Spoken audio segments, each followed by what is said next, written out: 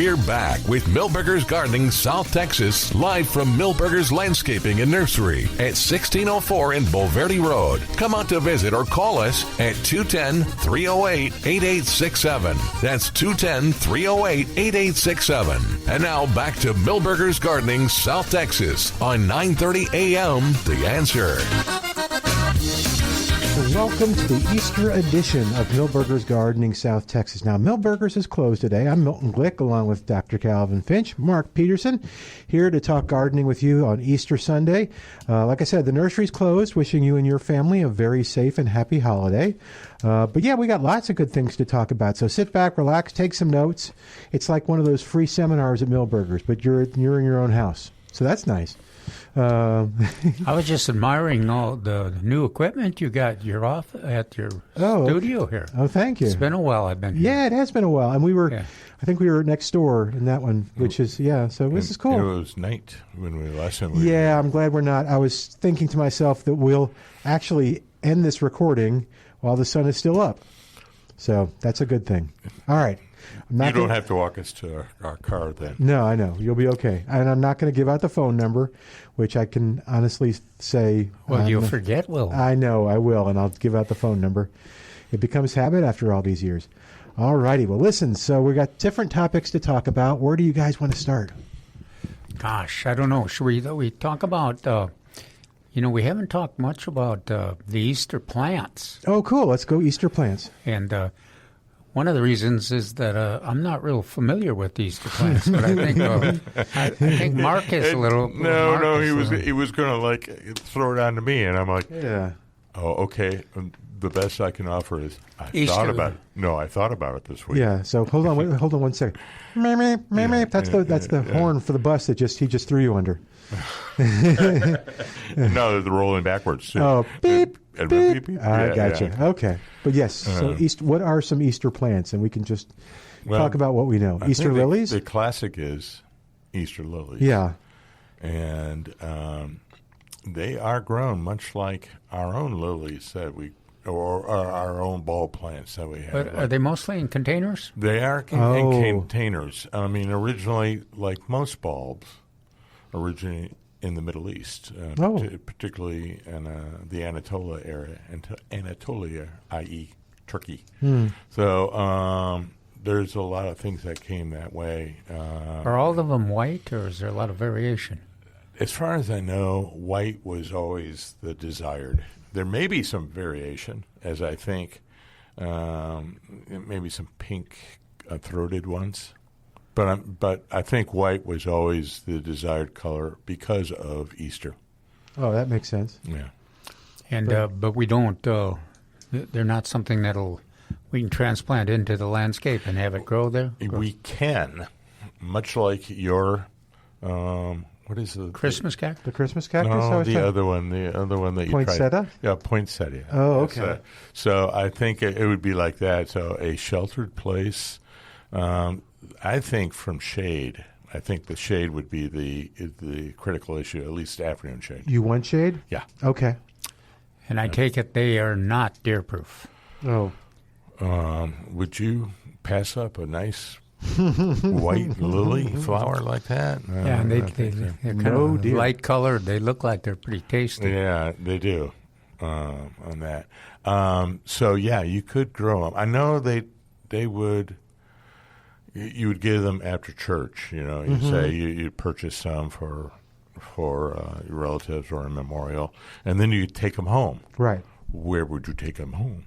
So I think if I remember my childhood correctly, it's been so long ago, the last millennia. Yeah. I think people would do that. They'd take them and grow them in pots. I'm trying to remember my grandmother. Okay. And I think she would grow them in pots, so she may be able to take them inside during the wintertime. I think that's what she did. Okay. So, but I distinctly remember 7 or 8 pots of lilies, Easter lilies. One lily per pot? Yes. Okay. Absolutely. That's interesting. Yeah. So, yeah, I'm like, I'm on the fly here, ladies and gentlemen. I'm trying to remember my childhood on this. Okay. Yeah, well, you can go back to if you think more about the lilies, but you know what always comes to my mind in Easter, and especially here at Milberger's with the great supply of roses. Oh, right. That's it. Yeah. Really, if I was in San Antonio, the lilies are great, but roses, particularly right now. Yes. I mean, you drive around town. gosh. I mean, you have, and Milton, you've mentioned this before. Is the knockouts are fabulous, particularly right now. yes. Yeah. So you got the hybrid teas, which are the ones that there's about 50 different choices for at every nursery, and they're different every year. Yeah. But then we've got the other ones, the old fashioned and the tough modern roses that we use time and time again, and that's the ones I'm really happy about. That they do such a great job here. And your favorites are? My favorites are Belinda's Dream, Grandma's Yellow, Mrs. Dudley Cross. I'm going to do it. I'm going to Carefree Beauty, and that's the one you like because that has the hips and that's the on one I can never remember the name. What was the old name? What was the name that we called it? Katie Road. Katie Road. Yeah. Okay. That was great. It's got a more pink than the Belinda's Dream. It's not as fancy or it's not like a florist shop like the Belinda's Dream is, but it's got a nice pink and it's flat. And then, of course, one of the greatest things about it is that those rose hips. Right. Yeah, it's the only rose in that group that I really like is that it has rose hips, and they're relatively large. Now, I don't make rose hip tea, but the wildlife really likes rose hips. And the thing about Belinda's Dream is and all these that we mentioned, Belinda's Dream and Katie Road and all those Mrs. Dudley Cross, they bloom over a long period. And the Katie Road blooms, and it also produces the hips, the rose hips. So you get both the blooms and you get a harvest of the hips too. So it's kind of an interesting plant.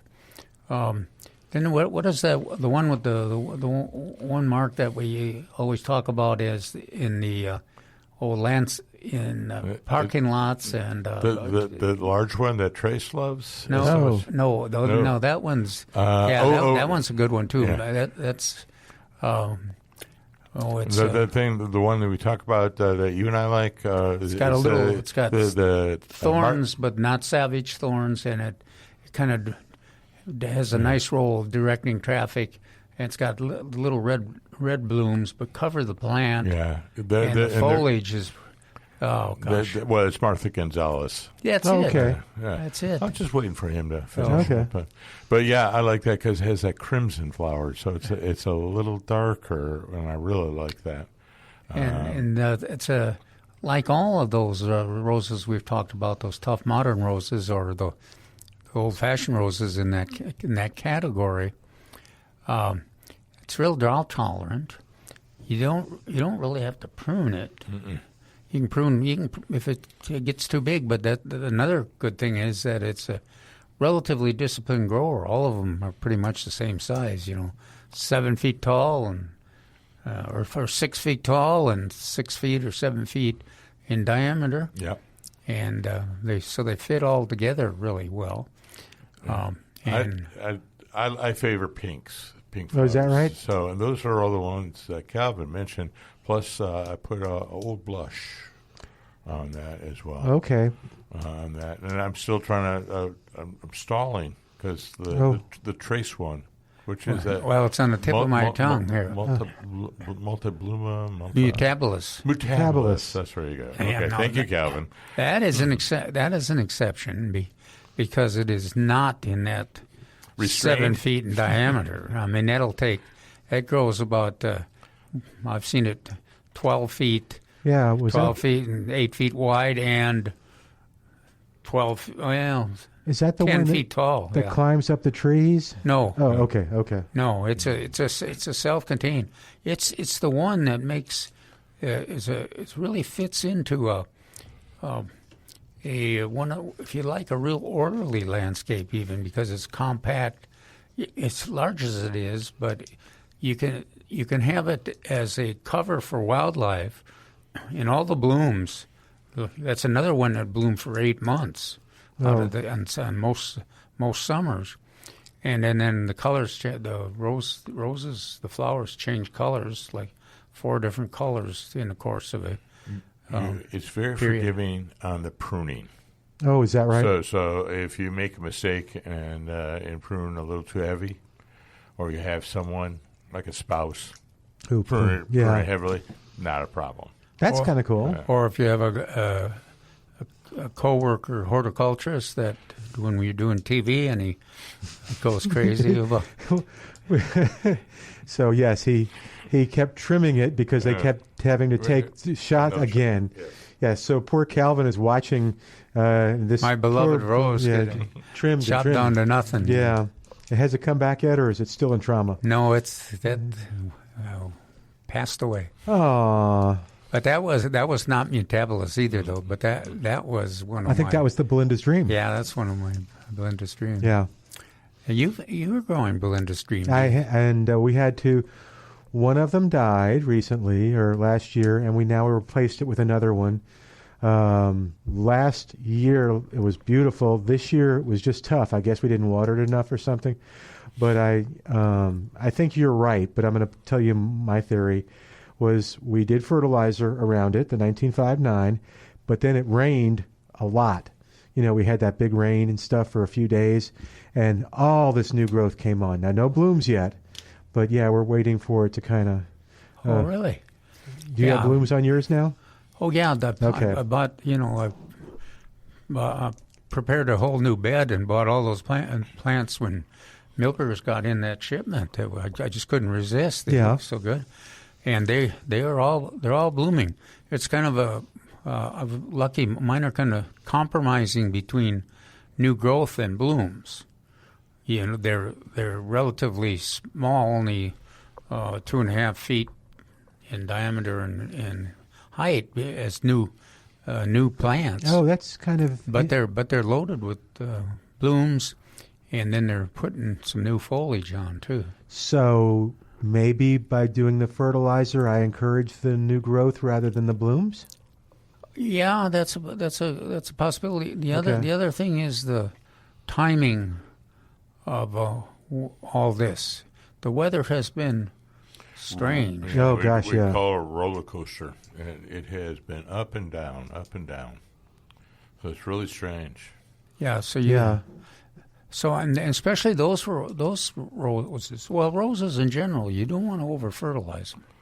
Oh, is that right? Because then you get lots of growth but no blooms. That's correct. Okay. Yeah. Anytime you have a flowering plant, you always have to watch your fertilizer because the nitrogen will encourage more growth. So are there fertilizers that don't focus on nitrogen but focus on a chemical? Well, your 1959 is a good choice. Okay. It's just you want to use it in moderation. Use a cup for a new plant. Okay. Just a cup and spread around the edge so that it. And then when you do your watering, it'll get diluted and you want some new growth. You definitely want new growth, but you also would enjoy some blooms with it too. Yeah, no, the blooms are kind of what you're really looking for. So that 1959, one of the reasons why we like it is that it is 50% slow, 50% quick. Mm-hmm. So you don't want all quick nitrogen. Okay. So some of your nitrogen will be held back for future growth. And also, which Mark usually brings up, is that it's also got some iron in it and some micronutrients. Yeah, the Milbergers. Yeah. So it works. Gosh, it works. So it's the one we recommend for the lawn in the spring for sure. and then it works for vegetables and works for flowers, and it's a versatile fertilizer for sure. And we did our knockout too, and it went from being spindly, and I mean it was pathetic, like 3 little twigs, with 3 leaves on it each, and we did the fertilizer and but the rain came too. And I know, Calvin, your theory was, it may have just been the rain and the good timing of it to get it to kind of start growing again. But yeah, it's so depressing when you've got this plant and everything around town is beautiful with all the reds and the pinks, and yours just looks like a twig with some leaves glued on it. But they'll eventually. Yes, it looks fine now. I'll have to take a picture. But I'm afraid. Is that a trip to Michael's? Yes, that's right. We sprayed it with glue and threw. So it has oak leaves on it. It has Vitex leaves on it. Yeah, but. Yeah. So those roses are blooming out there, and it's also time for to plant summer annuals. Yeah. Now you'd be proud of me on the summer annuals. I think. Go ahead and say it, but I'm gonna brag on my summer annual. Okay. My quest this year. I was gonna defend the snapdragons before I before I went over to the summer annuals, because the snapdragons, if they did their usual, they got hit by the January freeze, and they look scruffy, and a lot of people have a tendency to pull them up, toss them out. But if you don't pull them up and toss them out, they go into their fall bloom, which they're in now. They're spectacular right now. This is the best bloom period for them almost every year, especially if you can. Well, I was going to say, especially for rockets. Rockets are more attractive in the fall, I think, than they are in the spring. But the other section. I know you're looking at me, and I'm going, "What is it? Sentinel or?" Yeah, I think we came to the conclusion it starts with an S. Yeah. So Sentinel or. Well, it's a little smaller than the rocket, much more disciplined, good colors, but it's a little smaller. But it's doing really well in the fall too. But it also is a more disciplined grower in the spring. Rocket is still both Calvin and I's favorite. Hey, we got to take a quick break. All righty, I'm not going to give the phone number. I'll tell you that you're listening to the Milberger's Easter Show, and we'll be right back after this. And we want to encourage you, you can still learn what's going on at Milberger's by going to milbergernursery.com. That's milbergernursery.com.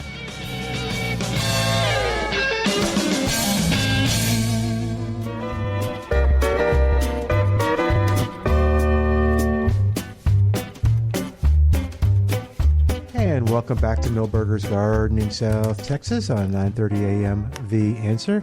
We are not at Milberger's today. We're recording this show early because Milberger's is closed. It's Easter Sunday, and we hope you and your family are having a wonderful Easter, and we hope you're enjoying this.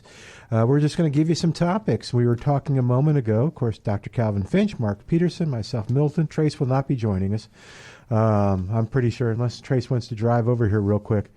But you were talking about summer annuals. You mentioned the snapdragons. That's where we left off. What else? The snapdragons are going to perform well, I think, for another month into May, unless it gets really hot fast. But they'll be attractive May.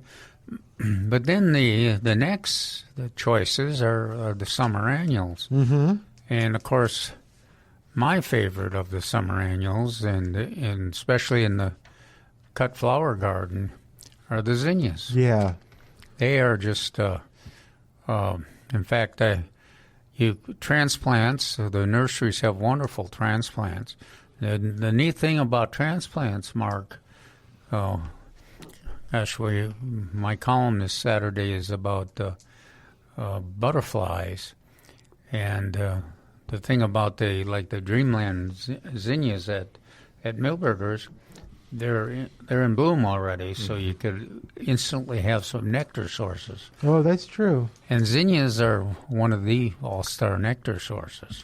And just throw it to me before you finish, because I'm going to tell you why you'll be proud of me. But you keep talking about the zinnias, and I'll tell you more about my zinnia experience in a moment. Go ahead. Okay. Well, and then, of course, the zinnia list, besides the cut flowers and very attractive blooms, the favorite nectar source, and they're easy to grow, and they'll reseed, and you can plant. There's a whole bunch of old-fashioned selections that you can plant by seed, and they're one of the easiest ones to grow by seed. Oh, yes. Didn't you plant some by seed? That's what I was going to brag on. So I've got around the mailbox, I planted some seeds, and I have those big things coming up. I do not, maybe those are zinnias too. That would be nice, but I still have all the little ones coming up too. So we'll see what those are. But I went hog wild. I had another packet of seeds, and we have this area that's all soil where some stepping stones are. The grass doesn't seem to really ever reach it. So I scraped it up a little bit, kind of, what do you call that? Scarify. You just like you scarify seeds. You scarify the soil? Yeah. Oh, okay. So I scarified the soil. Boy, does that make me sound like I know what I'm doing. I know. And then I planted some there, some more seeds. We'll see if they come up.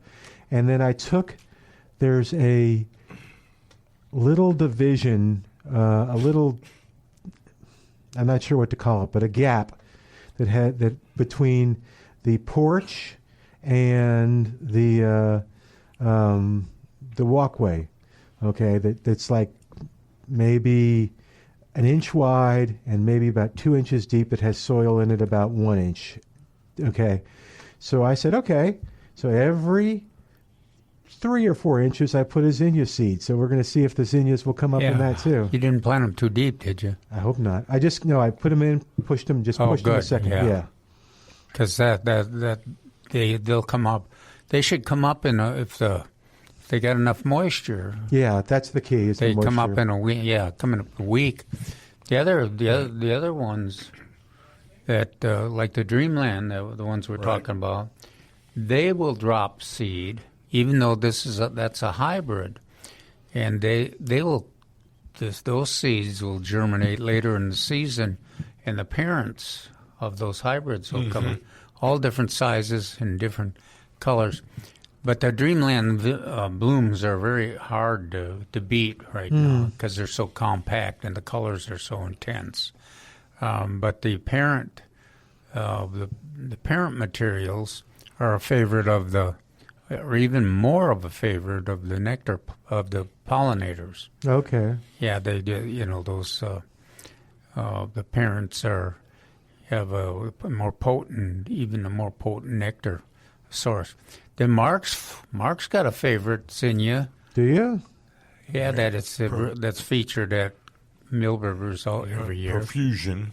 Profusion? Profusion. Yeah. Why do you like that so much? Because it's profusion of flowers. It's a profusion. No, it's that one is, what do we call it when they're kind of stately or organized?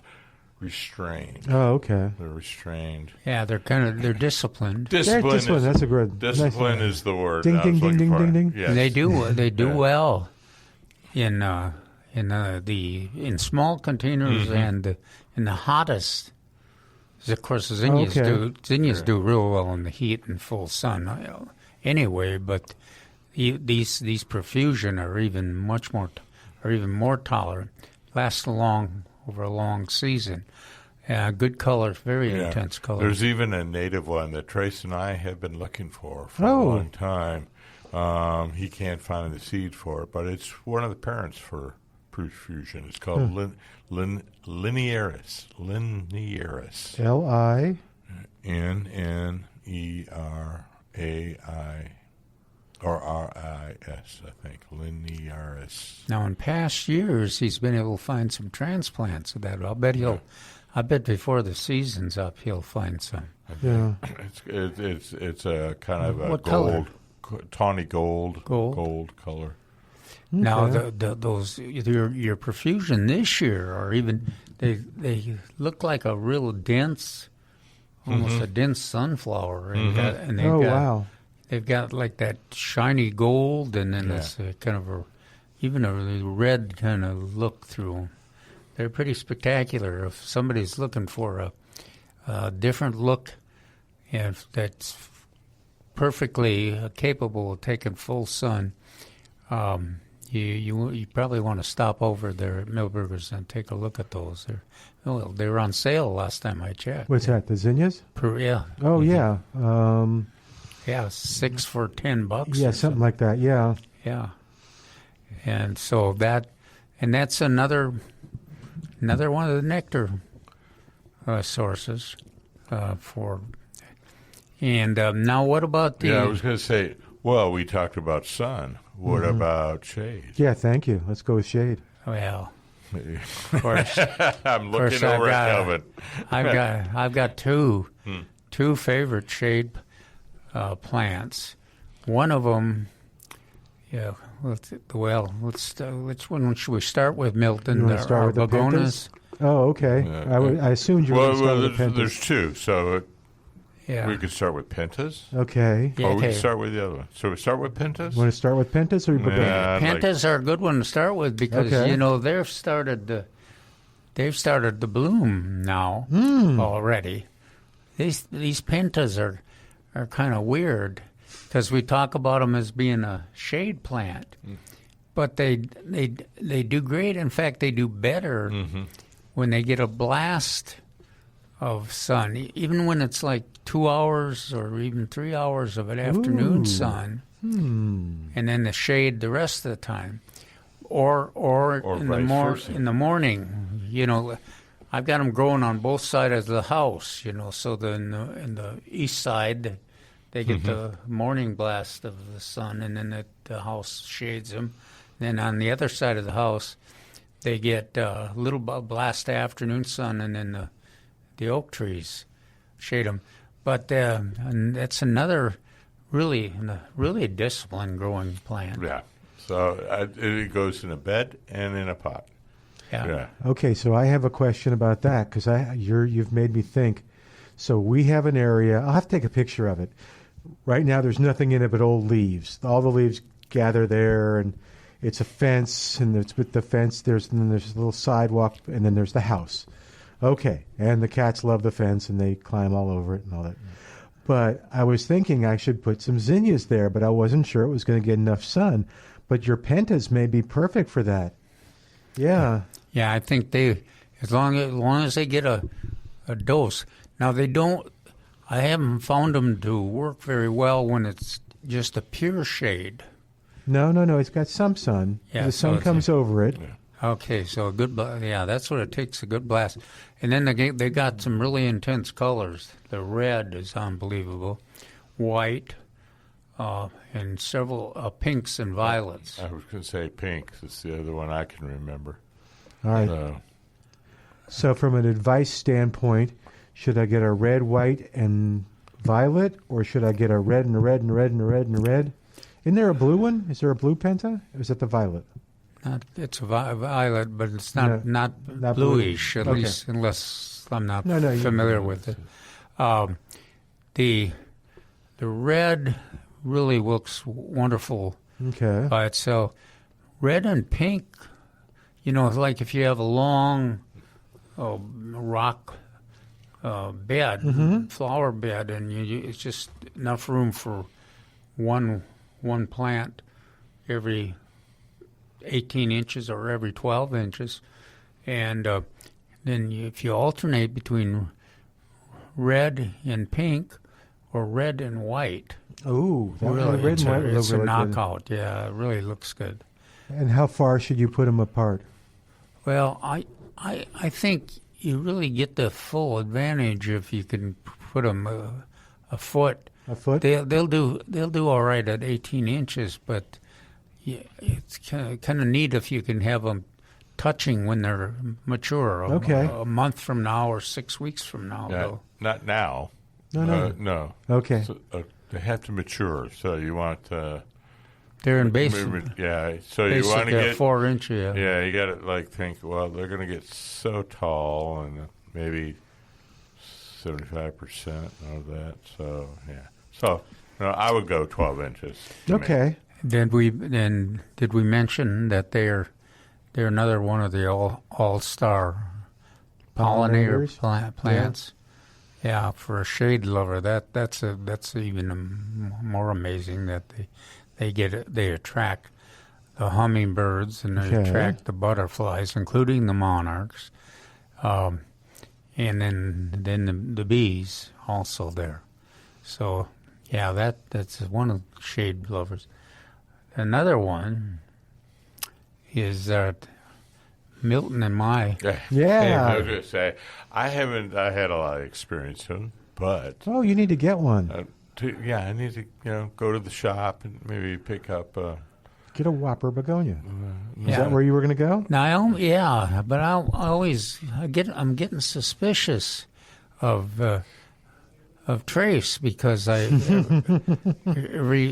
week he gives us a report on what the new deliveries will be, and and he's got all this wonderful list, and then he stops and I say he keeps saying next week. Theoretically, next week, or what about theoretically this week, but he's got a ton of regulars, Symphorum, waxleaf begonias, the smaller ones, but these whoppers are the cousins, and they're how tall, Milton, do they get? They get 2 feet. I was going to say between 2.5 feet tall, and then they bush out. They just get really bushy. And the leaves are big, are 4 or 5 times as large as the cousins on the waxleaf, and the blooms are large. Same variation in color and same variation in leaves. Yeah. But they're amazing. I kind of poo-pooed them when they first came out a few years ago. But gosh, now really one of my favorite. And they can take a little sun. They don't mind. No. They don't like 100 degrees every day with no relief, but they can put up with even an hour or two, or morning sun even. Yeah. We had ours against the house, so they got the morning sun, and then the sun went over the house, so then they got the shade after that, and they loved it. They were... I mean, again, I like plants that make me look like I'm a gardening genius, and they make you look like you're a gardening genius. We know that's not true. I know, but... but not everybody does. Until they talk to Milton. Begonias. Oh, I love begonias. Oh, geez, it's Milton again. Just humor him. But hold on to the thought. Take a break? What are you going to talk about? Just tell me real quick. I was going to just say some more about the begonias. The begonias. Okay, we'll do that in just a second. All right, you are listening to Milberger's Gardening South Texas. We are not at the nursery today. That's okay. We are here at our studios and recording some great information for you. So be sure to listen and take notes. And then, of course, you can go to our website, which is 930amtheanswer.com, and get the recording of the show, the podcast, if you will, and listen to it. So we're going to take a quick break. Oh, and go to milbergernursery.com. That's milbergernursery.com. You'll find out about Calvin's activities, what's going on. Are you listed on there too, or not yet? Soon? Cappy should have my videos from PBSC. All right, we'll take a quick gardening, break. all the gardening. Back in a moment. Volunteers. Yeah, on 9:30 a.m.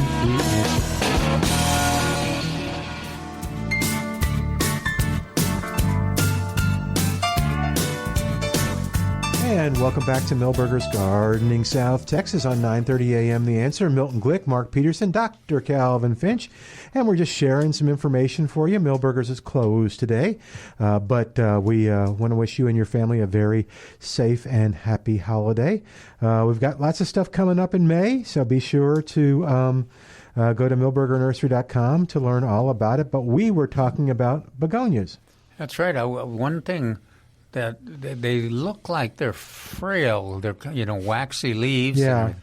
But they're amazing in terms of drought tolerance. They let you know, and they don't decline quickly. They start a little bit of a decline if they need some water, but they're going to look good for 3 or 4 days, and they give you some time to get the water in there. It always amazes me how responsive they are and tough in terms of that. That's why they put up with that little bit of sun too. And then both Milton and I, we had some pretty severe, at least erratic, cold weather this winter. But it was amazing, Mark, how many of them have frozen back to the ground and they're come back.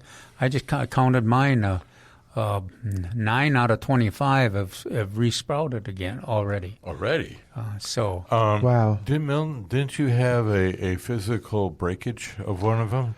Yeah, you say they look frail, but yeah, sometimes they can be frail. But what happened to it? I can't remember. All I remember there's some breakage, and I thought it came back. Yeah, so the one, there were three of them, I guess.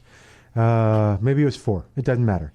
But yeah, in trying to save them from the cold, I got a brilliant idea because they were in these huge pots and they were ceramic and it was going to be horribly difficult to get them in the house.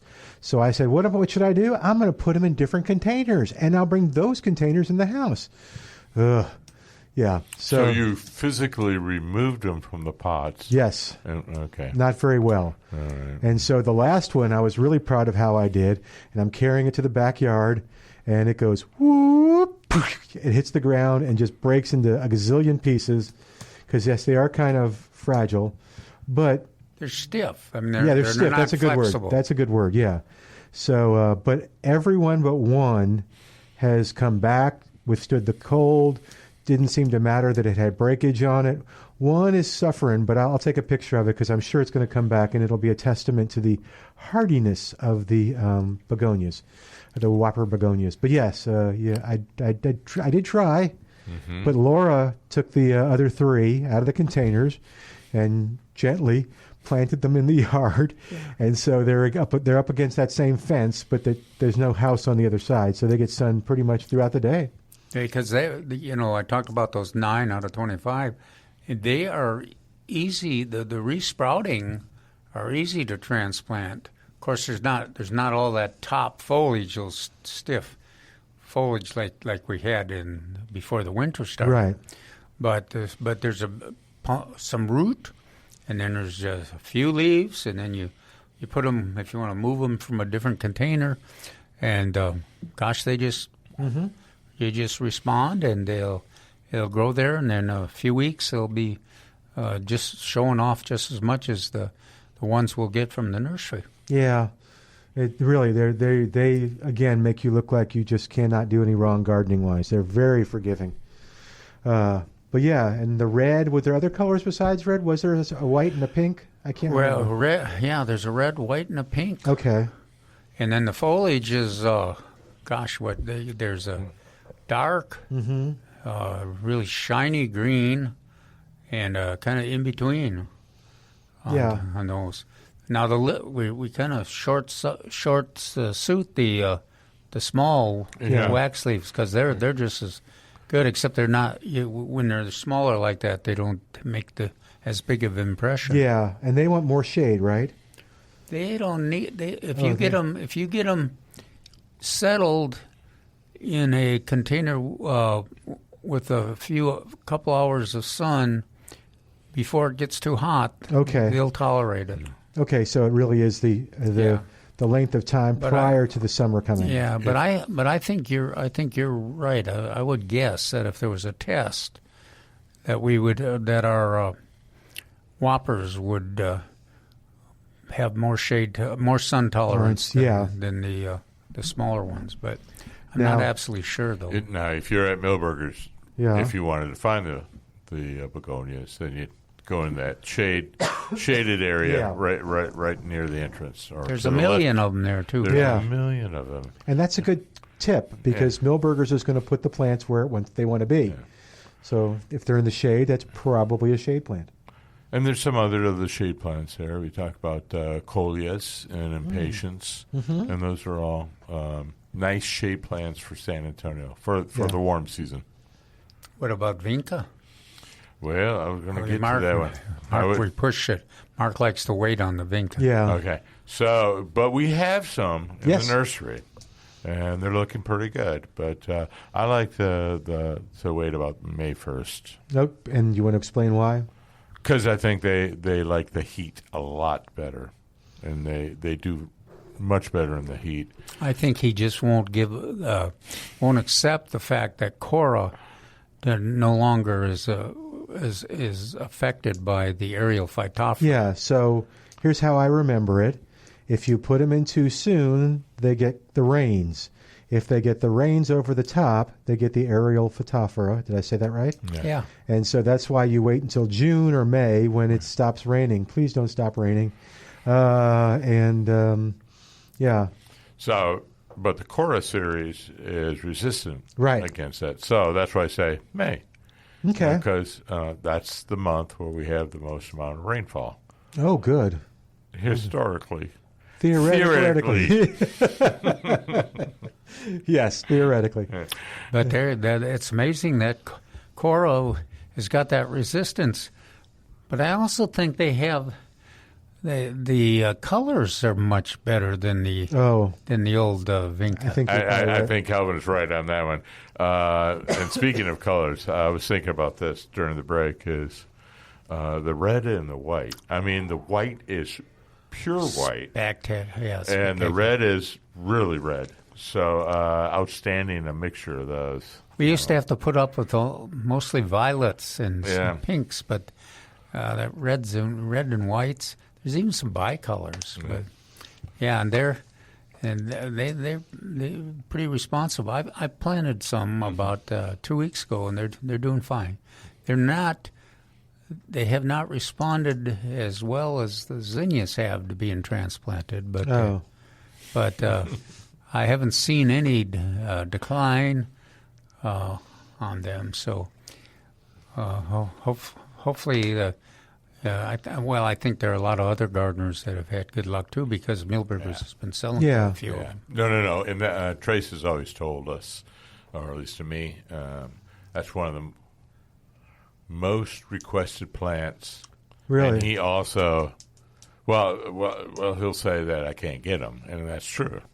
But it's basically because the growers are not growing them this soon. But it is one of the most requested plants in the nursery. People are always asking for the vinca. And they look good. You see them, the landscapers use them a great deal.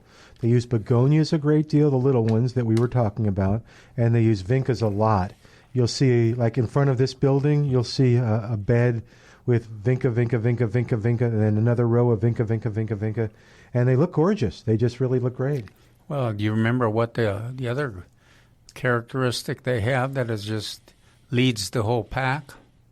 Deer resistant. There you go. And these are, they're really deer resistant. You know, we talk about snapdragons and zinnias that the deer don't much like them.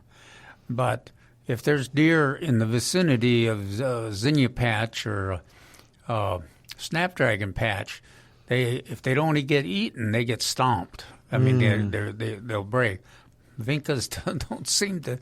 The deer don't walk on them even. Oh wow, that's rare. Yeah. And they can plant out close to the road, or they can plant close to the trails where the deer are moving through, and they survive and prosper. Yeah, I think in all the years we've been doing this, we've only gotten one call, and I think it was questionable to the fact that the deer eat the vinca. They eat in my house. It's not like, really? Because we opened it up. Well, call us if you've had deer eat vinca. No one called us. So, but that's amazing. And that's a great plant. Maybe we should do a segment, not right now unless you want to, on deer-resistant plants besides vincas. Because that's a challenge here in San Antonio for Hollywood Park, for your neighborhood.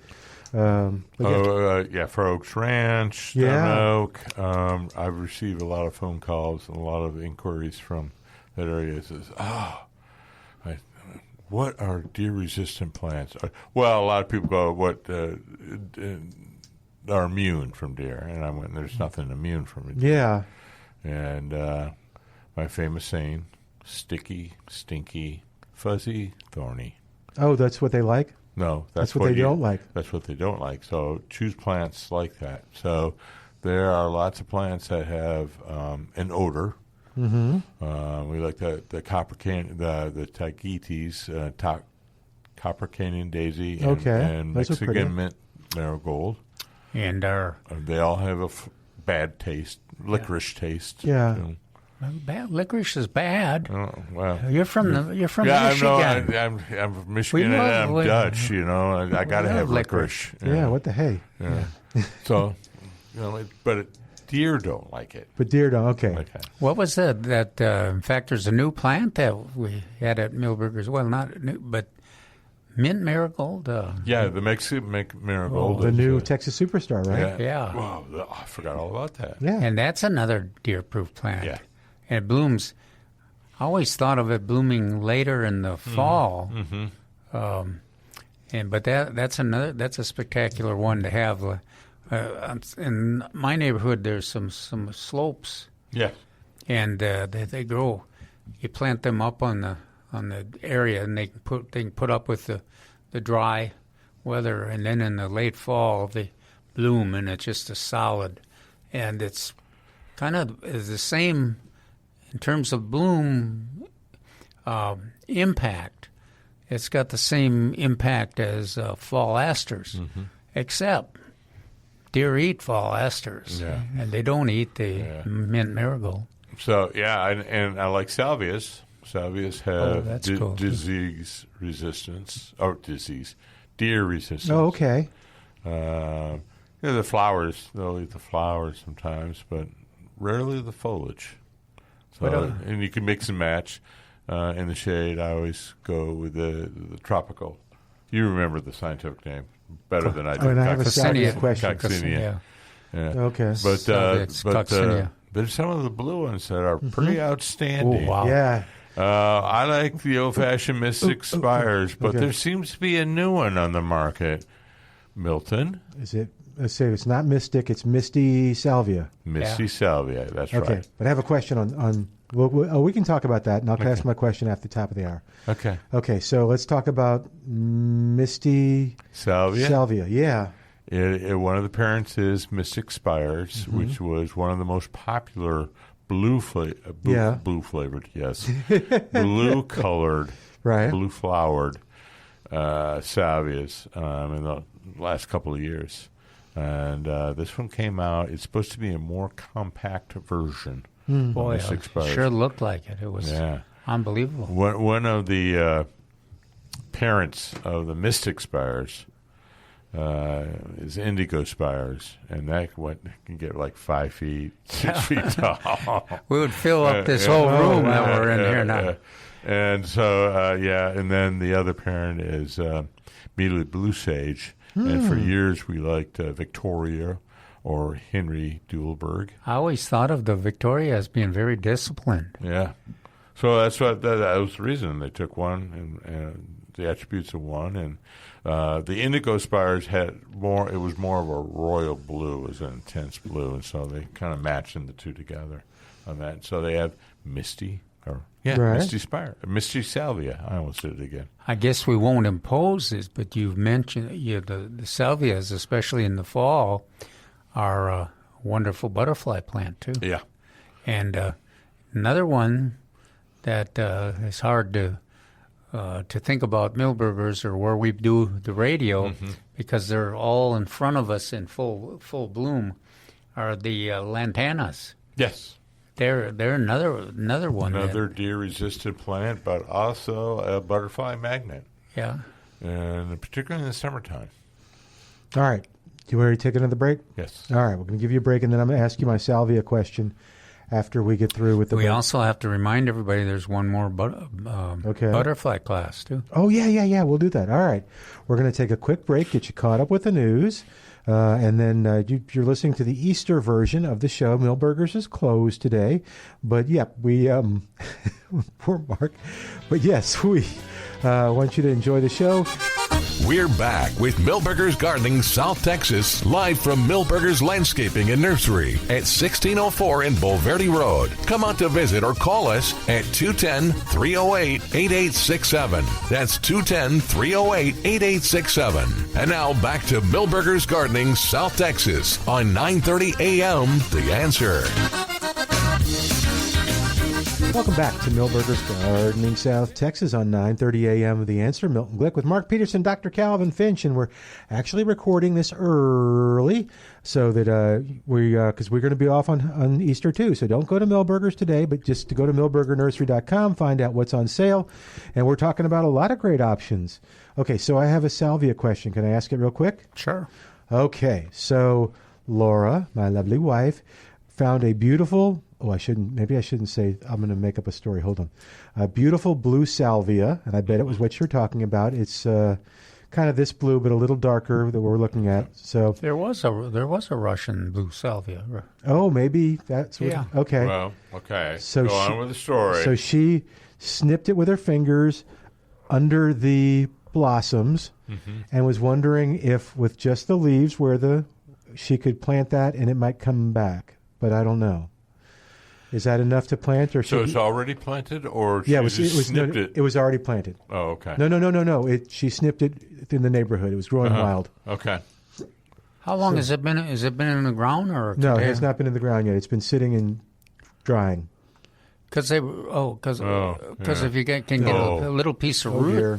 If you can get a piece of root, so they'll grow. on this past weekend show, yes, we were talking. I think a caller came in wondering how to propagate something. Yeah. And so Trace and I were kind of discussing amongst ourselves on whether or not you use a woody piece or what we call a softwood, which is the new growth, or a part of the new growth and the part of the old growth, kind of get in between. And it's called semi-softwood. But the main thing is maybe a couple of leaves. You retain a couple of leaves on it, and then stick the rest in. So to what, like perlite or just any sort of soil, or something light. Something light. Okay. Yeah. Do I cover it with a baggie? That's what Paul Cox told me to do. Really? Yeah. Actually, what Paul suggested was. It was on a rose, I think I was trying to do. Okay. And you put the soil in the bag. Rose, all you have to do is kind of toss it over the back here, a stem over Oh, the is back. that right? Oh, that'd be nice. Most roses start pretty easy. Okay. Well, I think there was a specific purpose involved. What was it? For Paul's. For what? For Paul, what Paul was telling you. Oh, no, he wanted me to put it in the bag, soil in the bag, cut the rose, put it in the bag, blow it up, get it right, like creating a greenhouse effect, seal it, and then just let it sit on the porch in indirect light. And it did root. The problem was that as soon as it got in the full garden and out of its little protective Ziploc baggie, it went kaput. Well, yes. If you remember, Trace also mentioned this, and I can't remember what he mentioned. It may have been the same caller, but the roots, I know, sticking it into water.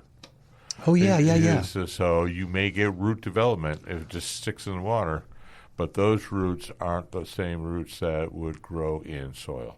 Okay, so is the soil too damp that it's almost watery? I think it's physiological with those root, air quotes, roots that come out.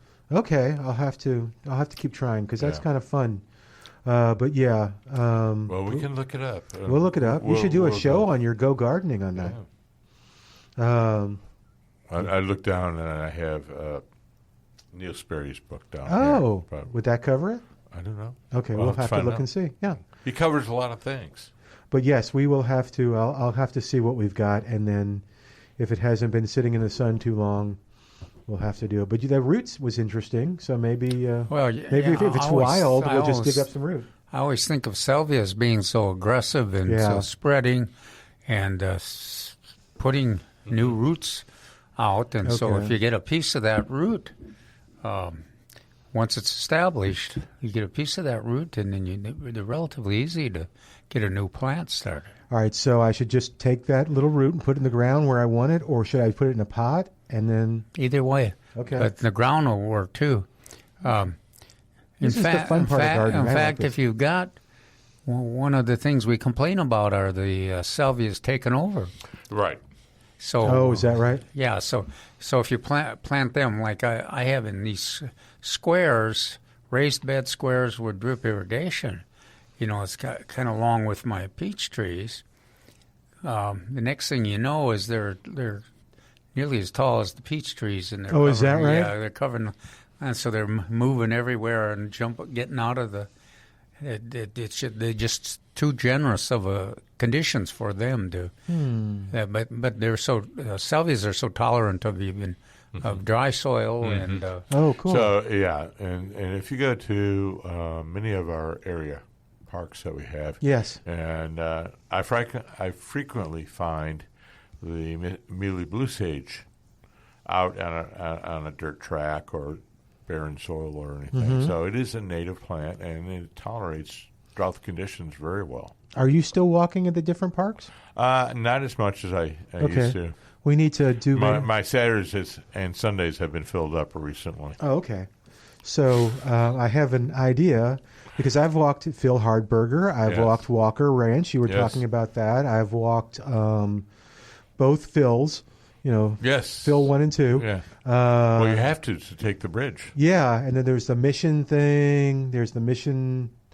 Well, the Mission Reach and the Museum Reach of the River Walk. Yeah, but this one is it's a river. Oh, maybe it's the Medina Walk. Oh yeah, the Medina natural area. Yeah, and then there's connections or proposed connections. Yeah, so maybe you and I need to go walk Phil and tell people kind of, hey, because we really do have such beautiful parks.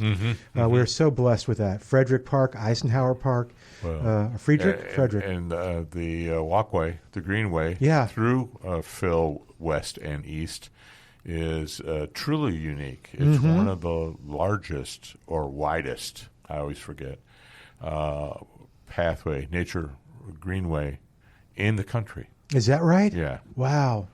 Yeah, it's so cool. All right, but anyway, we'll talk about, because you did the thing you videoed at Walker, right? Yes. And what were some of the understory plants that you saw? And the theme of that particular segment was understory trees, native understory trees, which should be used more. And I happen to use that park because they have some true Texas buckeyes. Which are similar to the red buckeye up east, further east or up north, but these have thinner leaves.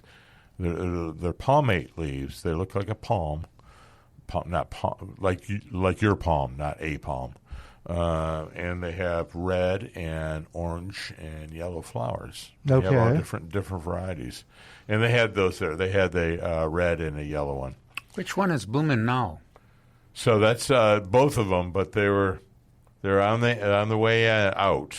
Some of them were on the way in, some of them were on the way out. It surprised me because I have one on which I thought was the other one you talked about. That was an example. Yeah, and so those have very distinct palm-shaped leaves, 5, and then we have the Mexican buckeye. Oh, and that has a leaf like a pecan leaf. So, and that's blooming right now. Yeah. So that's got the seeds that has the 3-lobed seeds. And if you, at the end of the year in fall, you open them up, and they look like little brown buck eyes. Oh, eyes. Okay. So hence its name on that. Yeah, but right now, that's the one that's blooming. It's that pink color. And they seem to be a little late this year. I was hoping to get that one plus the true buckeye, but they weren't blooming at the same time. I was a little disappointed with that. But I saw some Eve's necklace, Texas Sephora, and we filmed that. This is at Walker, right? So this is all at Walker. All on West Avenue between Bitters and Blanco, kind of. Yeah. Ramsey or Nakoma. There you go. And West. Okay. And then what else we were looking at? Oh, some catcall acacia. And very aromatic, plus some Weisach. Oh. And some mesquite. So I showed all the differences between the Weisach and mesquite and catclaw. Have you got any scars on so from on the Weisach? No, but I did mention that I had to stay away from the Weisach. Oh, Calvin's going to show you Weisach scars. If you mow, you've got Weisach and growing in your landscape, and you mow and kind of get in too close, you find the thorns for sure. We have Weisach and I have a truce right now. It has been more bellicose in the past. Many scars. What a great plant, though, for wildlife. Is that right? Yeah. So because of the thorns, they like the protection. They love the flowers. Okay. It is very aromatic, and it is compact crown. Yeah. Very attractive for nesting. But the thorns on the catclaw acacia are a little less prominent, and that's why I was kind of promoting that one. It's very aromatic. They're a light yellow to white color, so they're very, very attractive. So it's a great place. I encourage everybody to walk around. It's very simple. There are other trails which are even better, but I couldn't take the videographer on those. Because Walker is very friendly to just pulling in, walking to someplace, and I take it the cat's claw. Have you seen the cat's claw vine blooming? No. Oh, that's spectacular yellow. No, I do not. Well, like we'll that. wait and we'll probably talk about that next. Yeah. Okay. In the next couple of weekends, because I will disparage it immensely. And the cool thing is, so if you start a walker, just talking about walking again, you can walk and then you go kind of behind it, and you can walk all the way to Phil Hardberger, and you can go in either direction. It does hook up to the trails, so you can go. It hooks up to McAllister, doesn't it? Yeah. Yeah, McAllister Park. Yeah, so it will take you everywhere as part of the whole system. Yeah, the system is wonderful. I can't remember the total mileage now. I did do most of it in short little bites in the last couple of years. But we did that. We walked. We did like a mile, walked to wherever the next kind of parking lot was, turned around, came back, got to the car, and then the next time we went to where we turned around, and that's your small bites. That was exactly a joy. How I did it. Yeah. You're going to walk to Austin when we have the trail that runs. What's it called? It's got a name, and I forget what it is. It's Camino de Real. Oh, is that what it's going to be? Yeah. I think that's what they will call it. Okay. Because that's parts of the original Camino. When is it supposed to be done? When is the ETA? Well, let's see. I've been here 41 years, 42 years, and Yes. I've been talking about it. Oh, really? Oh, dear. Okay, that's not encouraging, Mark. But well, I also remember the very first time I ever entered San Antonio. Yeah. Coming over, what was it? About Selma, coming over that hill. You know, you come over the Cibolo Creek, and you come over the hill, and you make the vista into San Antonio. Yeah. 35 was under construction at that point in time, so that was 42 years ago. Wow. But this trail is going to be cool too. I'm eager to see what they do with it, but it may not be in my lifetime. I don't know. That means that Mark's been here like half his life, huh? Yeah. Wow. Yeah. Oh, what? He's 84 right now, I think. Poor Calvin. Poor Mark. Calvin keeps passing these rumors about Mark. Mark's not here today. Does anybody know where he is? Oh, Calvin. Yes. What do you know? I'm so sorry. Poor Mark. All right. But so I just want to, maybe what you and I can do is we'll do some scouting each weekend and find. I had a few moments off this week, and I went to Eisenhower. Yep, great park. And that was the connection. That is the connection between Salado and Huebner. Oh, I didn't know that. Yeah, you go up the hill and come down the hill and switchback, and then you go by the rim, and then you are now connected to both watersheds. That's very cool. So. Yes, sir. What were you going to say? Should we mention the class before you Yeah, guys get on another trail? And we go down another rabbit trail. Yeah. You're not going to go to Dallas, walk to Dallas, are you? No, but I really want to walk to Austin. I think that would be kind of cool. I don't know how you'll ever do it, but yes, I could walk to Wilson County, and what would I find there coming up?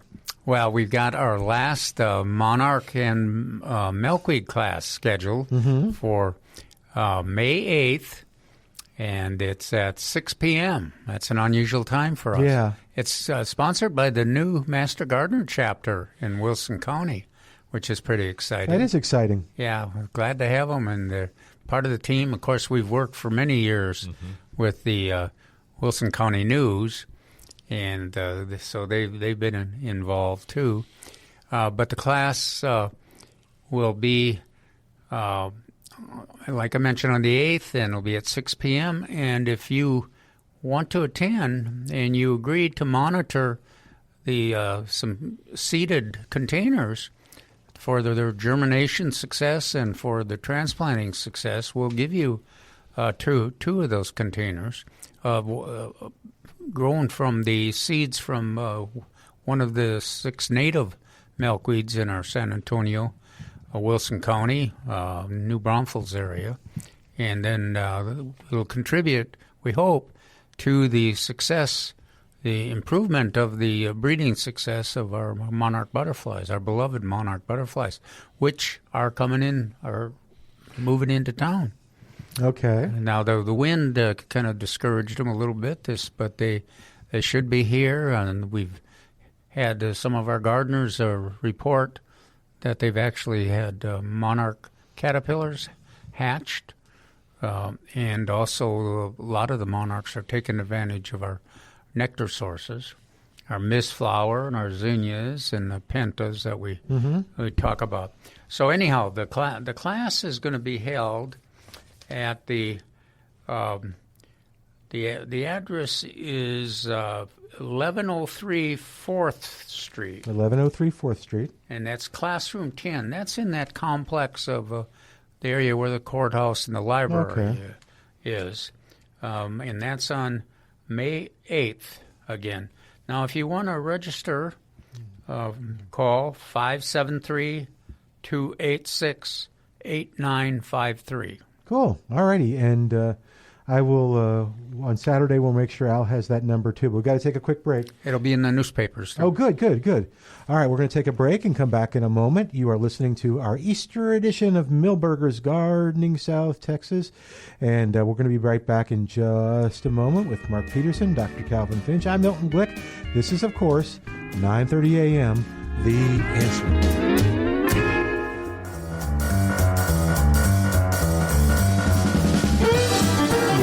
To Milberger's Gardening, South Texas. We're recording this show early because, like Milberger's, we're kind of closed on Easter.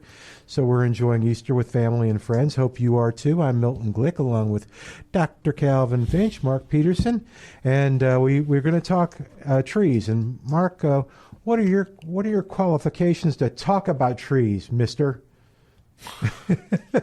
Sorry. Well, that was a segue. I was kind of opening up so you could tell us all the. So I grew up in the middle of trees. Yeah. Now, many people still know me as the tree guy. Yeah. And that was due to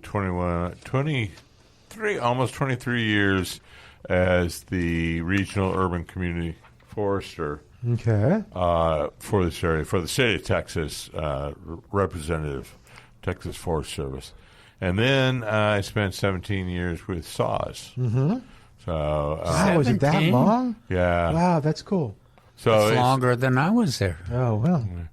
Yeah. Well, it was 16 and a half. So. Okay. That's different. Yeah. So it yeah.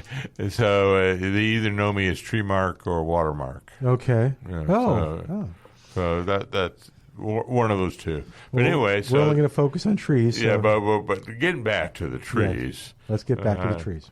So ideally, we like to plant trees and a lot of the woody perennials in the time between November 1st and May 1st.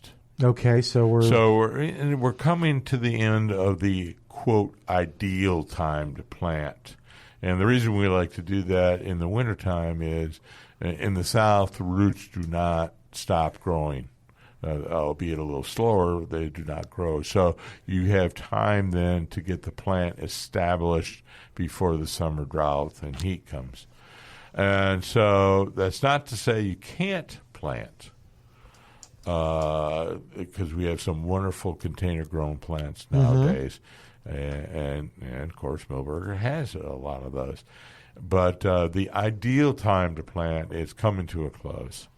And in fact, the CPS rebate kind of reinforces that. So I haven't checked with them, but they do have the caveat. It says until May 1st or when funds expire. So usually they're getting pretty close by the third week of April. So they from October to the 1st of May. So the whole idea, is to encourage everyone to plant within the ideal planting period. So, okay, so now is that window is beginning to close. Door is closing. The window for, again, the ideal time for planting, but that does not mean you cannot plant or should not plant during the summer, these upcoming summer months.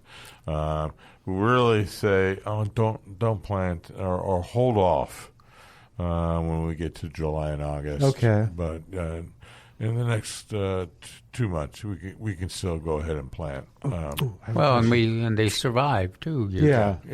And because the thing they need most is water, and they will need more water, or more consistent water. Watering at this period of time. All right, so here's my question. Okay. Yes, so, young Milton? Yes. Hi, Mark. So if I am going to plant a tree right now, okay, are there certain species of tree that are less likely to be as concerned about that window of time than others? Like, Milton, if you're planting in May, plant tree A, not tree B. Plant tree B in October. Yeah, most of these native trees, and in fact, the native ones that we like, that Calvin and I have liked and recommended over the years, are going to withstand our weather better than others, or imported tree or not native trees, I should say. In fact, that's the trees that Milberger's offers. Yeah.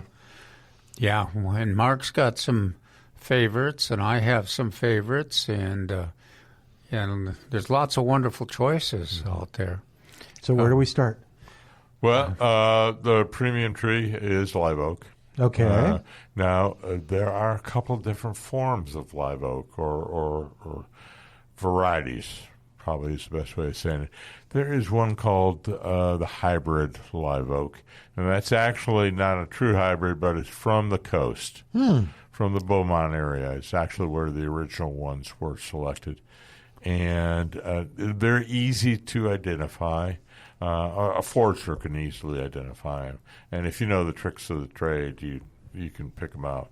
But they do grow faster, but they're less drought tolerant and less cold tolerant than our native species. So if you get an escarpment live oak, that's the ones that are going around in this area, and those would be the best.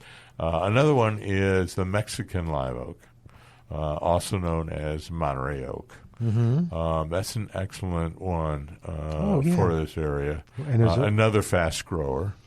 My favorite. And there's a reason for that besides just the fast growing, isn't it? Yes. So these are white oaks. Oh, okay. Technically white oak. Live oak is kind of a half-half, halfway between a red and halfway between a white. But white oaks are resistant to oak wilt. Yeah. And if they're on the recommended tree list, they're generally drought tolerant, and of course put up with our conditions that we have, the heat and the erratic rainfall and the pests and diseases and everything. My favorite, I still like the best, the Texas red oak. Okay. It grows so fast and has a wonderful shape. And then I planted, if you like a little smaller one, an interesting one is an aqua. And it's got, one of the reasons I like it is that it produces the berries that the birds love. Flowers and berries. Yeah. Oh, that's cool. Yes. Oh, is that the one that you were talking about, the rain? Yes, the one that, or somebody called in, or maybe it was even you, with the light pink, white. They were all over the ground. Yeah, well, that's what eventually happens. Because the rain, yeah.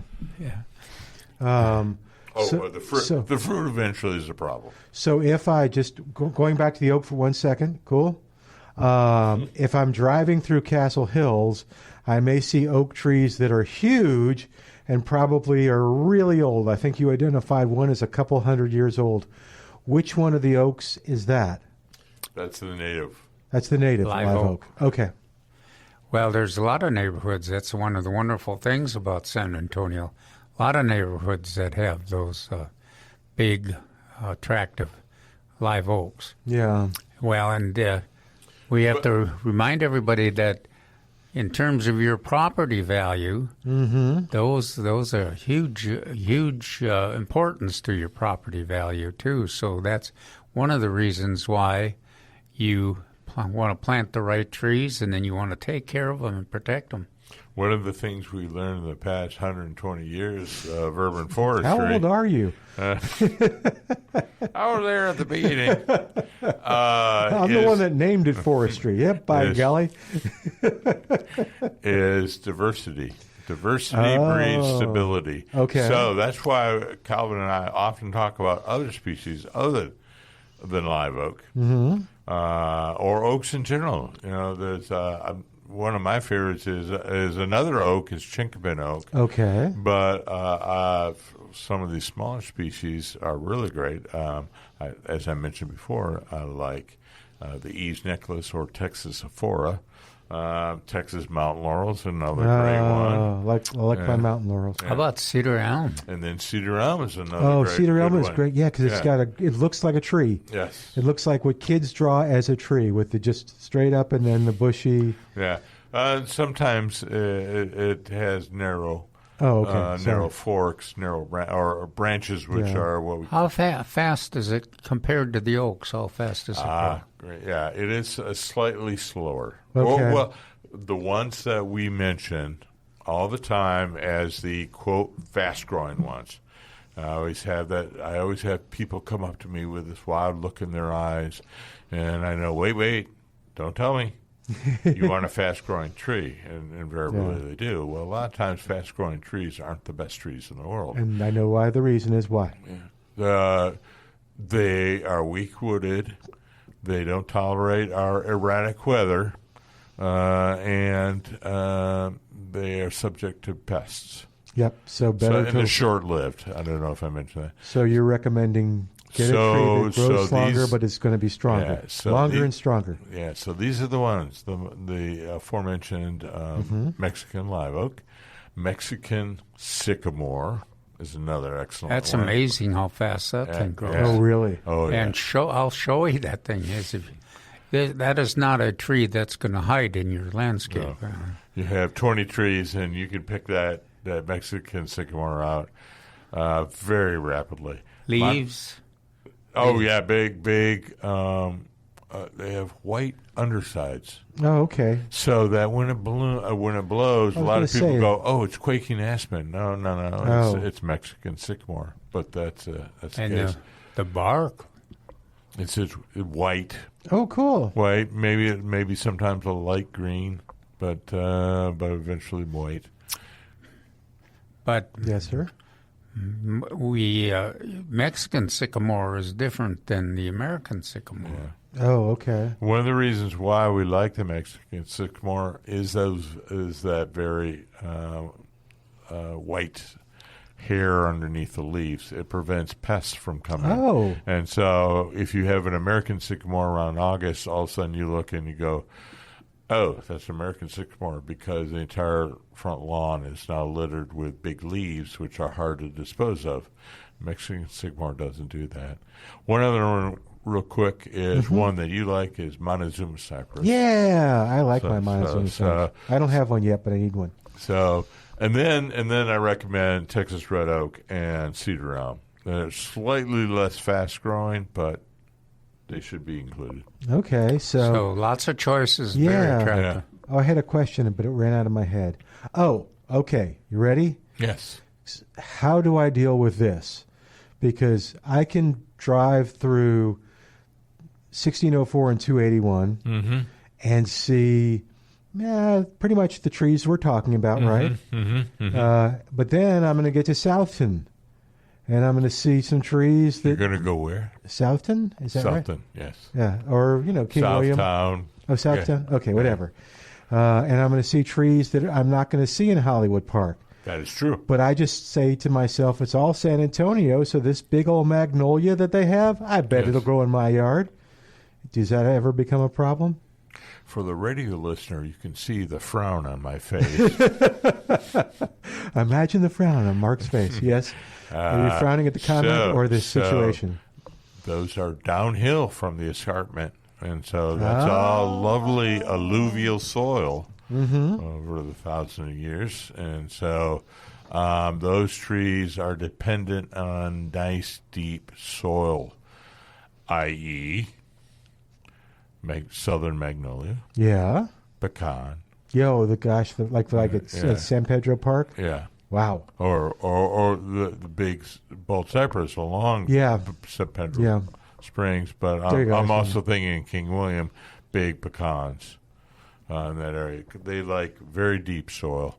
And so do not try to grow a pecan in stone oak, please, or a southern magnolia. Please. And does that go back to this idea of drive around your neighborhood, and if you don't see a lot of magnolias, maybe it's because they don't grow in your neighborhood? Well, or you don't see or a lot of healthy. Maybe didn't survive the weather we had. Yeah, it's you don't see a lot of healthy magnolias. You see a lot of sickly ones. I'm thinking in your area. I happen to know some. So. Actually, this year you also see a lot of sickly pecans. Oh, I don't doubt it. Without the including in my neighborhood. Huh? So can you? Very slow to come out. Yeah. Can you do it opposite that? Can you make assumptions on the soil in the area based on the trees that you see doing okay? Like, for instance, in Castle Hills, you do see some magnolias, which would lead me to believe, I can plant it in my yard. I don't think I can. It depends on what part of Castle Hills. Yeah. Oh, is that right? Yeah. Wow. So close to Blanco, but yes. Yeah. Huh, that's interesting. So a nice, long, sloping area. Yeah. Oh, wow, that's cool. A little bit better. Okay. Anyway, but yes, that is actually how foresters do a lot of work.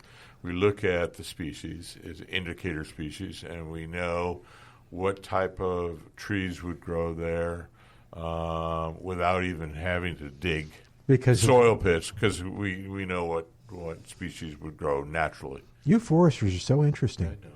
All right, we're going to take a quick break. While we do, we want you to sit back and enjoy your holiday with us. This is Milberger's Gardening, South Texas. It's the Easter edition. Dr. Calvin Finch, Mark Peterson. We're just giving you lots of great information. Now take that information and head on over to Milberger's at 1604 on Boulevardy Road, where you can get all kinds of great plants and get the right plants for you. All right, I'm Milton Glueck, back in a moment on 9:30 a.m., The Answer.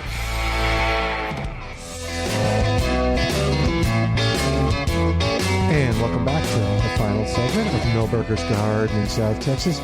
We've enjoyed sharing all this great information with you, and now Mark's going to talk about the birds and the bees. Oh, no. I am?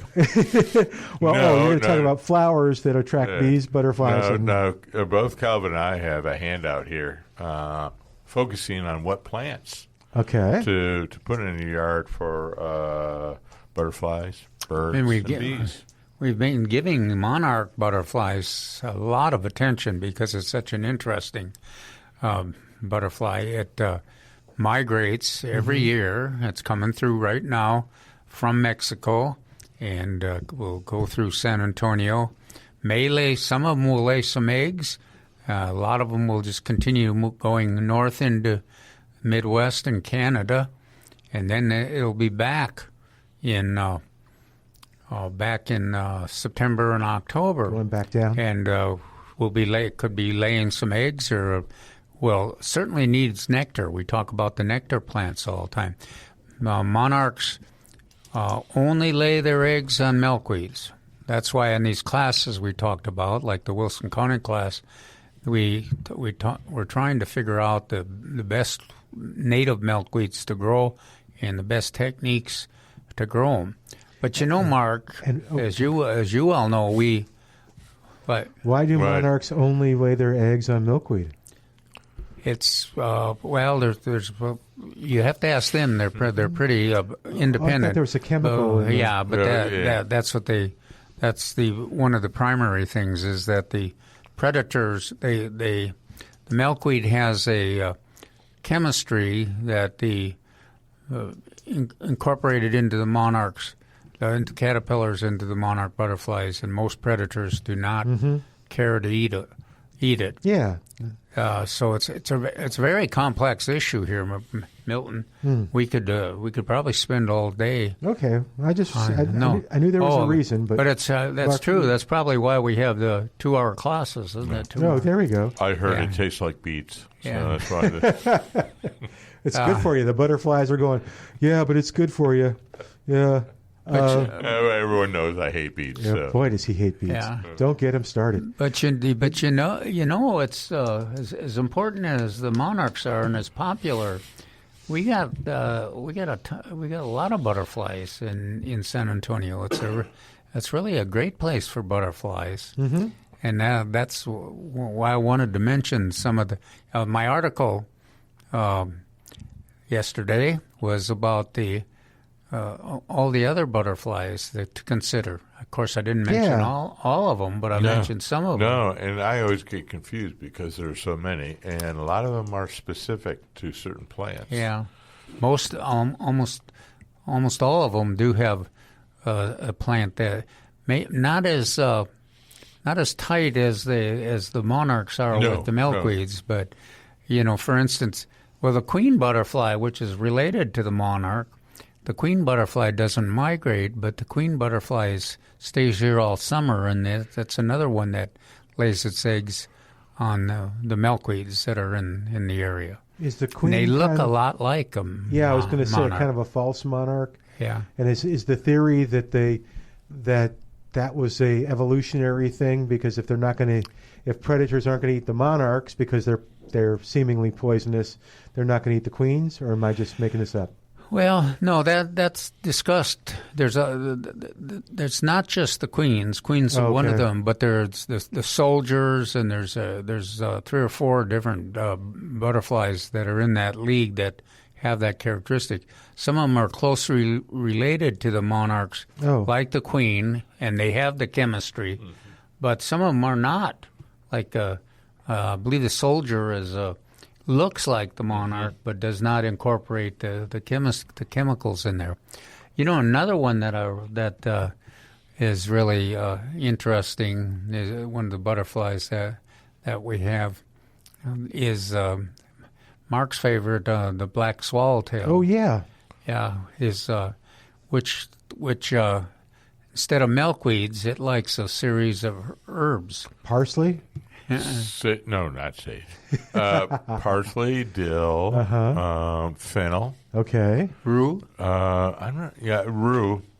But other butterflies like rue as well. Okay. So that's why I hesitate. And that is we make a joke of that because if they find so many gardeners grow those herbs for cooking, and. My wife, we go through this every time. She was quite a cook, and she had all these herbs growing in the herb garden, and she'd go check when she had a dinner scheduled, when she's going to have all the company and everything. She'd schedule the dish she was going to make and make sure she had all the herbs. And then 2 days later, she'd go to pick all these herbs she needed for the cooking. And there would be the black swallowtails. It was like they just waited.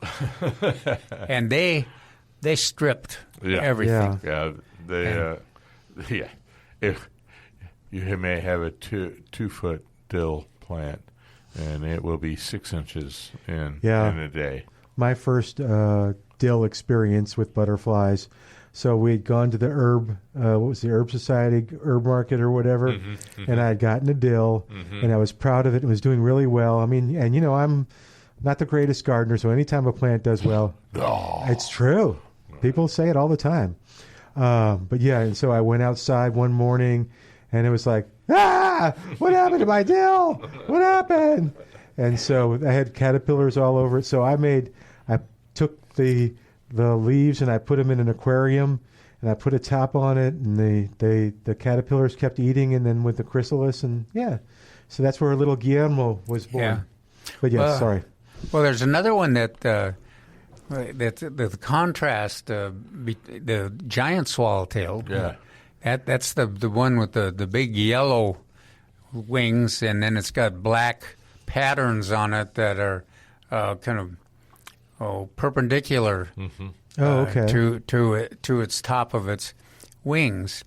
But it's very beautiful, and we have a lot of them here in. It's not like the black butterfly. They're not the swallowtail. There's not a huge number, but they are so showy, and they also have a favorite plant, and of course that's citrus.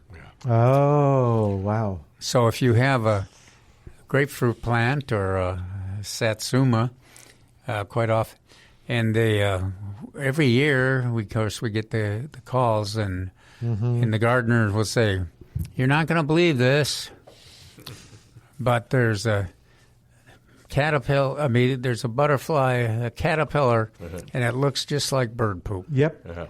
And that is that swallowtail, and there's a number of those yellow-winged swallowtails that are related that have that bird poop. That one, Milton mentioned pulling off the black swallowtails. Now, a lot of us are not quite as sympathetic to the black swallowtails as Milton was, and we pull them off and toss them in the lawn.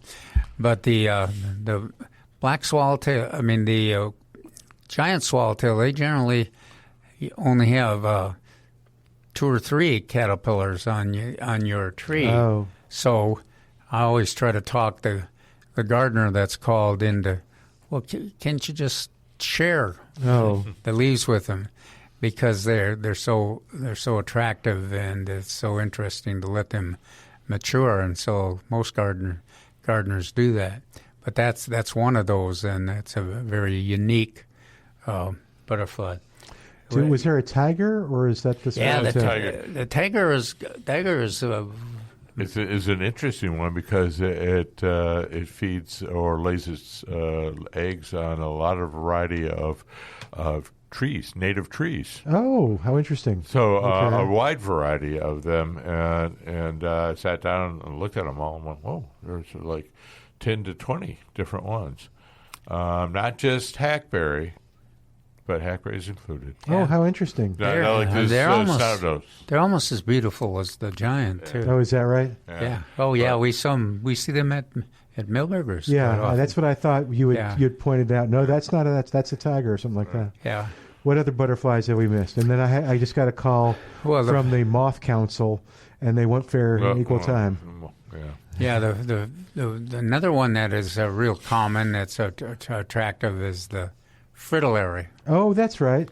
Yeah. Okay, is that the Gulf fritillary? Yeah, exactly. And in fact, the Certified Butterfly Garden has a dominating vine for a passion flower vine. That's the only place that where the fritillary lays its eggs too. Fritillary looks a little like a monarch. It's got that orange color, but it's thinner and longer. I kind of like it because it's almost camouflage. Kind of is that right? Orange and black. Okay. Orange, black, and brown. It's kind of more like camouflage. I've seen the passion vines can be quite aggressive. Yes, they can be. Passion vines can be aggressive, but that's one way to reduce the. Ooh, but would that work on your cat's claw? No. No. Okay. Rats. Because they're not interested in the cat's claw. But I've seen them almost just cover the, just eat almost all the leaves off of a vine. Exactly. And there'd be a few blooms left. And you'd swear, oh, that thing's done for. All those, there are no leaves left. But 6 weeks later, they're full of leaves again and prospering. So, but there's a huge, long list. Remember the what is the bulb that grows on the edge of the water that the plant generally the caterpillar eats the foliage. So on the canna lily. Canna lily. Oh, okay. So there is speaking of okay, just tell you. No. Speaking of moth. Okay. So that's a moth. Oh. I think. No, it isn't. It's a butterfly. It's a butterfly. Okay.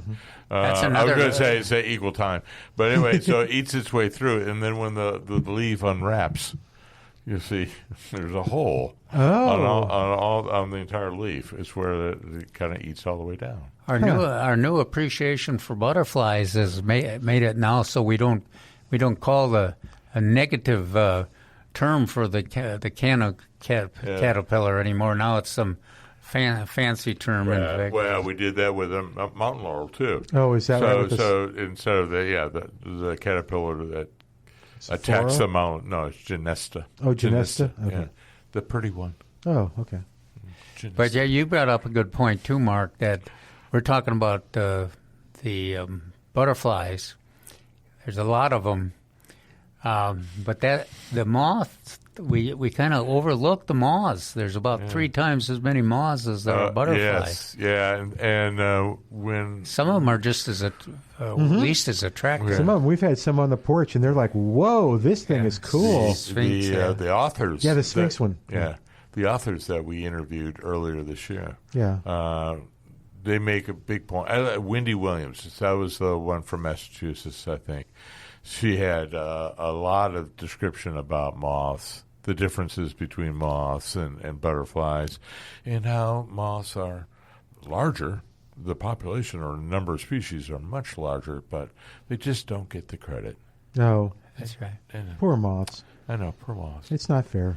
But there are mention our local author too. That Monica Meckley. Yeah. Her. If you want to get a book that really gets into the monarch butterfly situation and the complexity and the research and everything, get Monica's book. That's it's great. It's very interesting. I read it the second time now and I appreciate it much more than I did the first time. Yeah, I thought when you said that was pretty cool. It was like, okay, yeah. And maybe that's what it takes on that book. Yeah. Now, there's another book, Gaeta Ajilski's book on attracting and raising butterflies on your landscape in the South. So that if you want a general information book, lots of great photos and information about all these plants that we're talking about, get her book. Okay, what is it again? Calvin is the only person I know who's ever been able to pronounce her name. What is it, Calvin? Ajilski, yeah. Every time I give a presentation, though, hopefully I'm pronouncing it right now because there's always somebody in the audience that knows her, corrects me. Yeah, okay. Yeah. All right. Her name is Gaeta Ajilski. All right. Hey guys, we have just about 30 seconds left. Happy Easter. Happy Easter. Yeah, we want to wish you and your family a very happy Easter. And again, thank you for coming in, guys. Thanks for recording the show. Some great information. You can find out more about some of the things that Mark talked about at gardeningvolunteers.org. Gardening Volunteers South Texas and gardeningvolunteers.org. All right, we'll say goodbye.